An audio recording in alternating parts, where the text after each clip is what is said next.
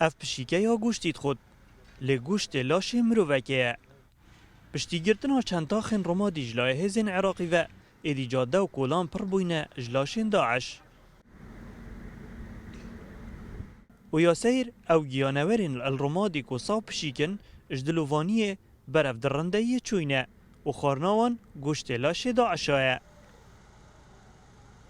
دي في إمكانيات خو ما إنا آخ تشكيل نسر دا بر بهنه بر عردم ترين نخاره بهنان جل كان أخش ما كتديتي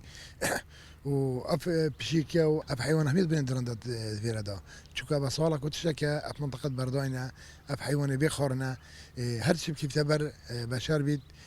جوشته تكون عادية رمادی کفتیه دستین داعش و او گیانورین ماین اد بخارنو اف مابون و نوکه بشیوه کدید هنه دیتن التطهير والقضاء على عناصر داعش في منطقة التأميم. باکردنەوەی ئەو ناوچانە لە ژێردەستی داعش توانیمان بە پشتیوانی خوا لە ناویان ببین. ژمارەیەک زۆر چەکداری داعشمان کوشتووە. چەکدارانی داعشمان بینی تەرمەکانیان چۆن لە شەقامەکان کەوتون. هەر لە خۆکوژەکانەوە بگرە تا ئەوانەی بۆمیان بەخۆیانەوە کردووە. بهم الانتحاريين واللي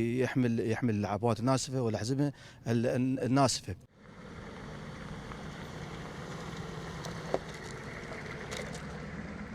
صاوپشیک نگلک هوالن ایکن لیل رمادی بخارنا گوشت لاش داعشا اتهف پشکن